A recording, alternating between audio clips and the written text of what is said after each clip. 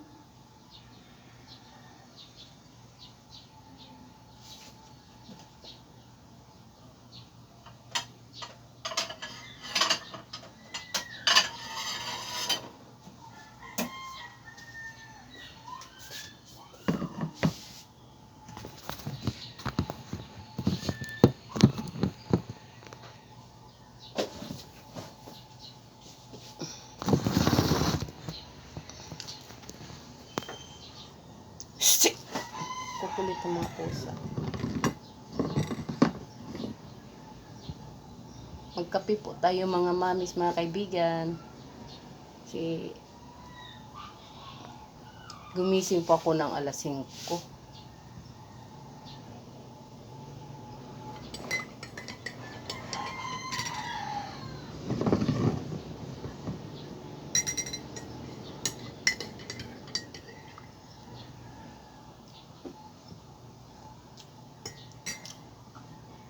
Malapit na pala hanggang Friday na lang yung pasok ng anak ko sa school. Sa Friday, vacation party na po nila. Tapos, yung recognition nila, wala pang sinabi kung anong pizza.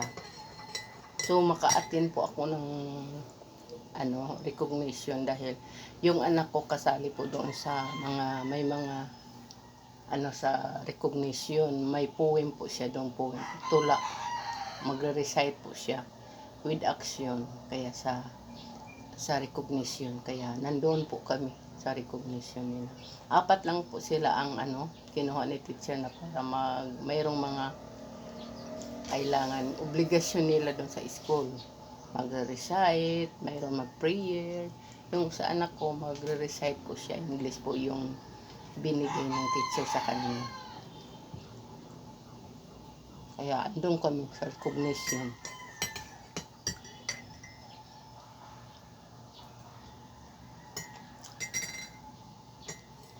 Sa Friday, vacation party nila, sila lang mga estudyante, kasama yung teacher. Ang mga magulang hindi kasali. Para ma-enjoy nila yung mga magka-classmates sila, teacher, banding nila, huling banding. Kasi sa sunod na mga enrollment na grade 2 yung maliit ko. Kasi 7 lang ng anak ko, grade 2.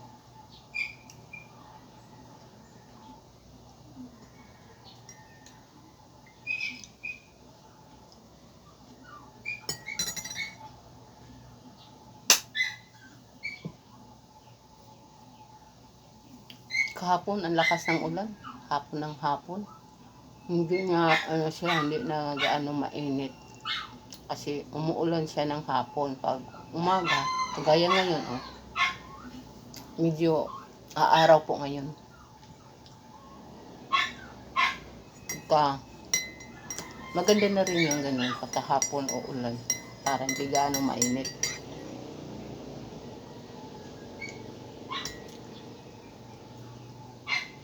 Sana bago naman sila matapos yung ano nila, tsaka pang umulan tuloy-tuloy. Mga bakasyon na po talaga sila.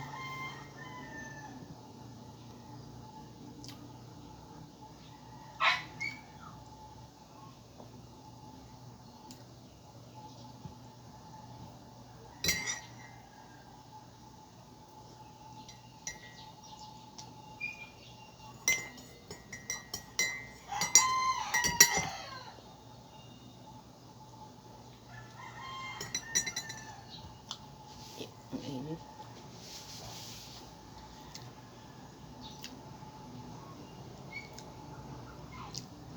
Yung asawa ko, sa ano pa yun uuwi? Sa Sabado. Yung anak ko, gabi-gabi sila umuwi kasi may service silang motor. Araw-araw pala, kasi pang gabi sila.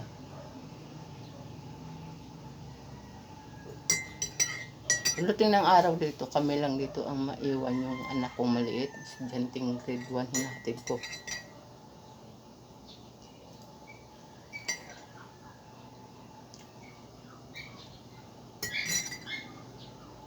Mga pusa ko. Ano yan sila? 5 yan sila.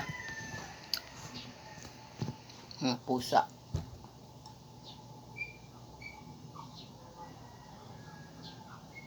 Pinakain ko na yan kanina pa.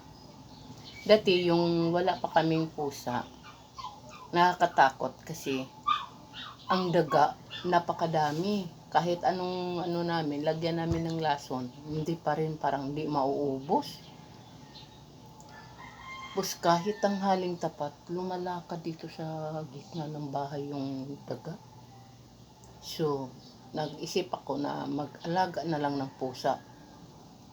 Ayun. Nagkaroon kami ng pusa, wala ng daga.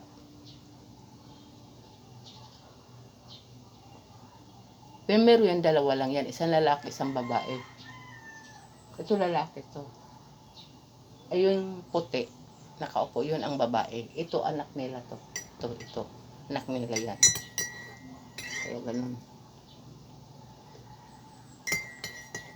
Tatlong puting.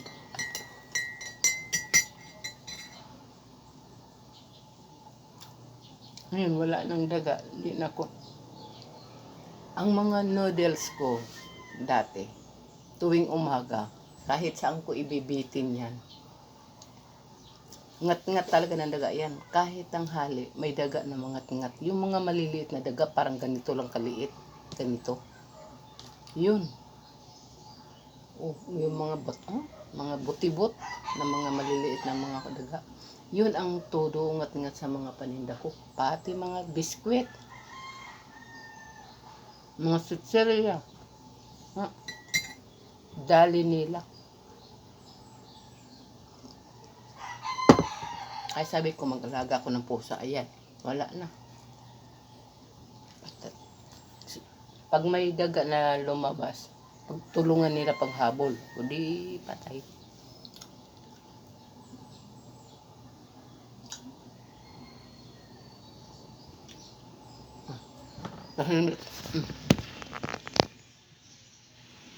Tahimik sila, oh. Kaya tapos ko na po sila pinapakain kanina.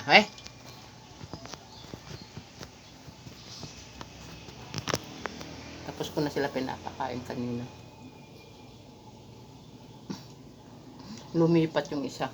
Napansin yata na.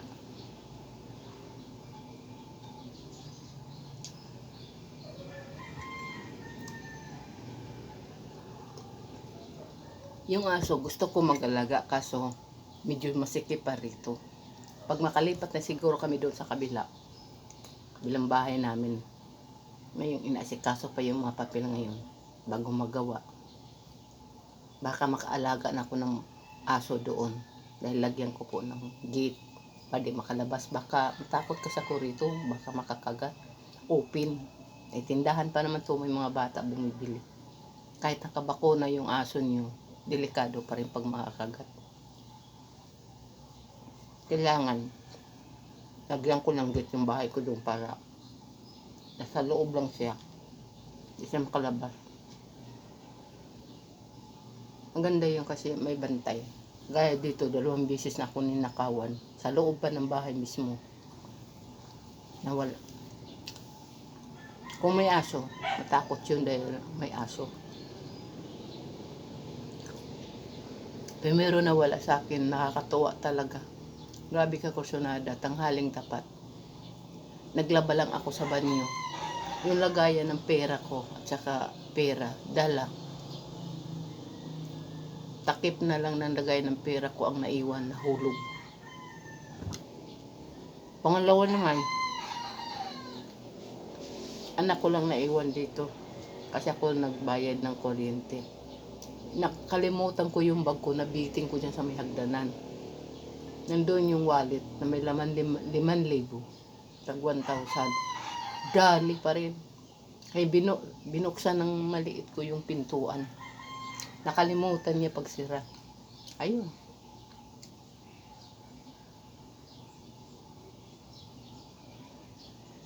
Dati mga soft drinks, diyan lang kasi sa labas namin nilalagay.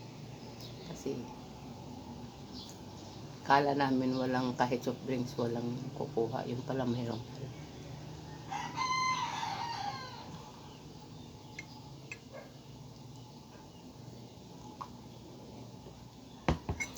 Yun lang yung kung doon sila masaya. Pero nakapanghinayang din.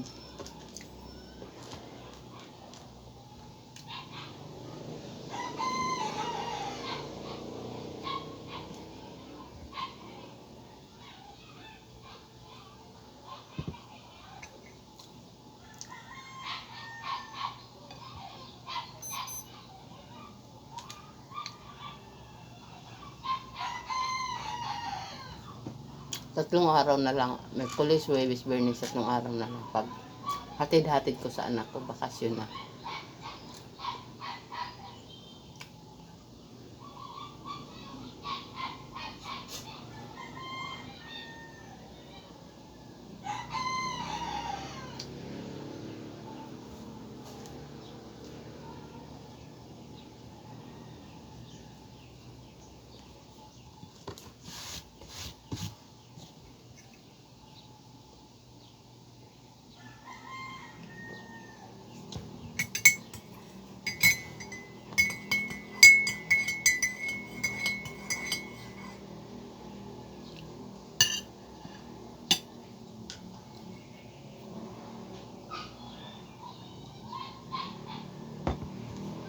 Tapos na tayo inom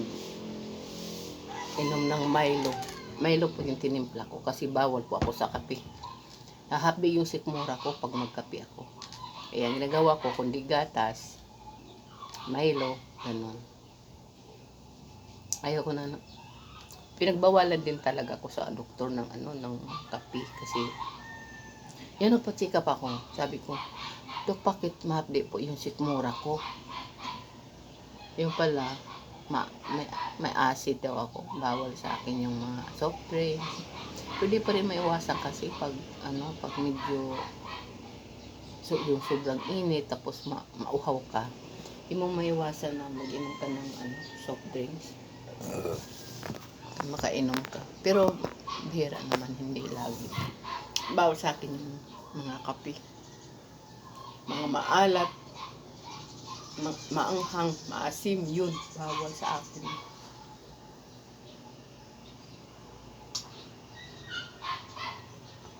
Kaya yun, tinimpla ko ngayon, Milo.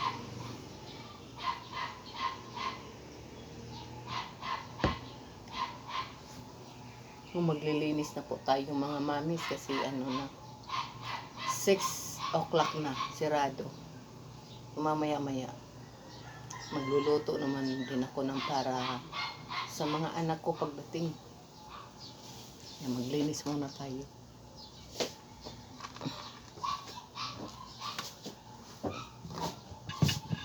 Iligpit muna natin to.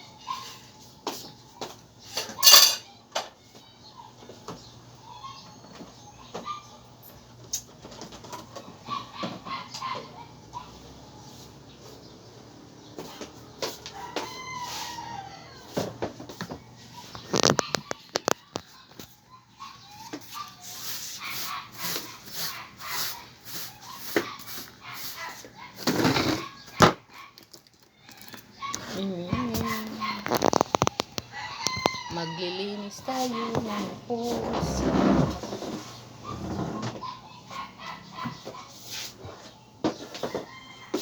He!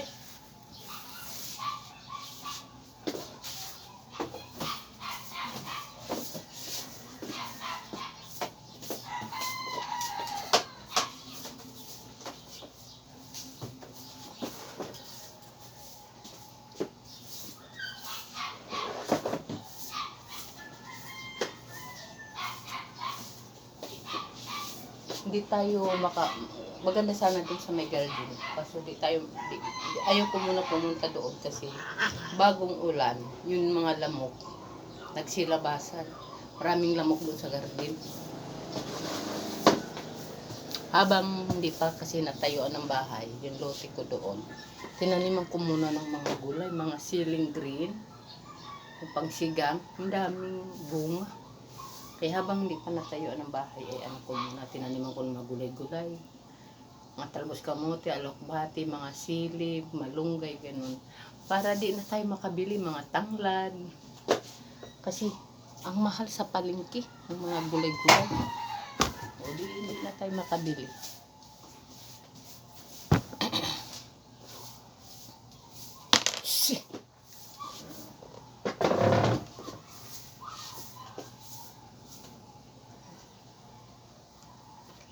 Sure ko.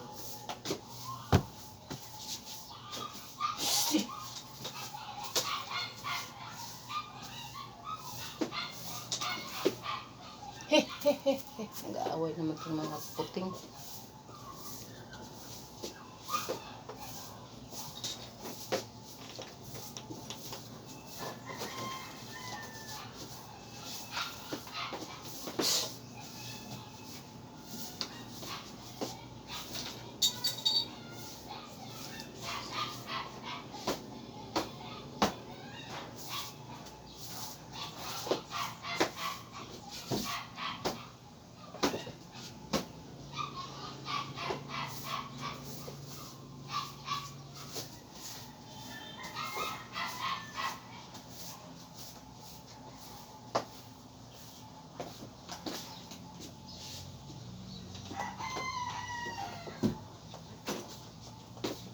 Medyo maganda ngayon ang weather ngayon natin mga mamis.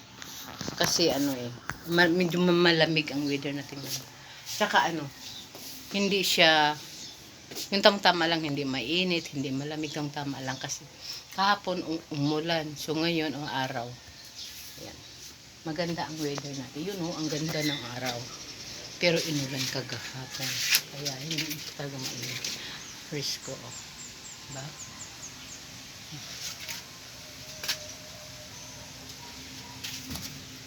Yan. Itong mga halaman ko na diligan niya kahapon. Ulan. Buhok ko. Yan. Ang ganda ng weather.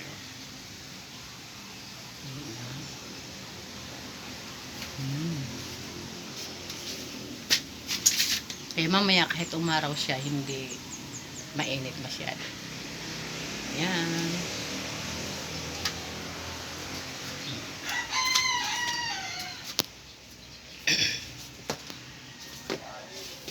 Hanggang dito na lang po tayo mga mamis, mga kaibigan. Bye-bye po kasi magwawalis pa po ako sa labas. Hindi ko po kayo madala sa labas paglinis. Mamaya magluluto pa po ako. Okay, bye-bye po. Maraming salamat po.